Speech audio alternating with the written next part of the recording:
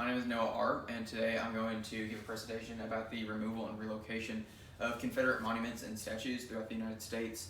This issue is very talked about today in the news because of activist groups in society that are becoming more vocal, such as Black Lives Matter and groups like it. But this issue is very controversial because there are pros and cons to it. Removing them won't get rid of all the racial injustice in this country, but keeping them might not also, and that's why we should discuss both pros and cons to this situation before we make any decisions. So, a little bit of history. Confederate monuments were mainly erected during Jim Crow law era and the civil rights, so between the 40s and the 70s. They were erected to kind of put pressure on racial minorities throughout the country during these times and remind them that at one point they were not equals. So groups such as the Sons and Daughters of the Confederacy defend these statues mainly based on the historical merits that they carry with them, because it is a large part of our history. But like I said, activist groups like Black Lives Matter want these monuments removed because of the ideas and people that they glorify and memorialize. There's a great story on NPR that can tell you all the history about these. So when we come to the argument for keeping them up, like I said, history is a huge part. There was a long time in this country that slavery was prevalent, and the end of that era was brought to us by the Civil War. And the Civil War was the most horrific war in the United States history. It was state on state, brother on brother, and it was the most bloody war we've ever seen. And that is why a lot of people argue that we should keep these monuments up, because they remind us that that happened. We don't need to forget our history, whether good or bad. And we don't need to forget our history because of the repetition.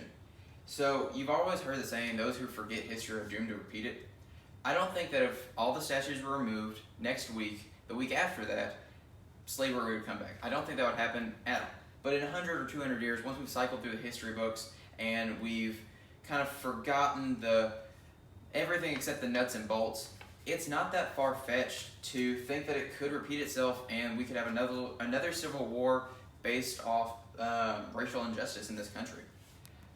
So another reason that people argue that we should keep them up is because the suffering that African Americans had to go through in this nation was great. And we shouldn't discount that and try to whitewash our history and get rid of the fact that they had to suffer. The same thing happens in Europe and Asia with the Holocaust. Many people have heard of the Holocaust. They might not believe the accuracy of the numbers that we report, but they at least believe the story. But in a piece by The Atlantic back in 2014, there are a staggering number of people in foreign nations that don't even believe that the Holocaust happens. They believe it was made up by the Jewish people for sympathy, and they completely discount that millions of people were slaughtered. Should we do that? The same with slavery and the Confederacy and the Civil War. So these are the main arguments, and as you can see, 62% of Americans polled think that they should remain as historical symbols. But then we come to the arguments to take them down. So these statues obviously carry with them racist intentions when they were built, and they still memorialize the racist ideals that were held by the Confederacy. It also acts as a reminder in our nation to minorities of the disparities that they still go through racially and the injustice that they have to deal with on a daily basis. And many people argue that it is not fair for minorities to have to see these and deal with them and be, emotionally oppressed every day when they see these large monuments. Another very significant argument is that there are better ideas and individuals to memorialize, which is true. I think that throughout our history, we've had way better people than Confederate generals.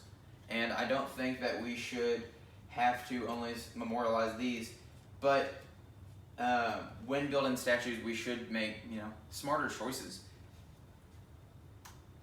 And so kind of the conclusion of both arguments is this issue does have pros and cons.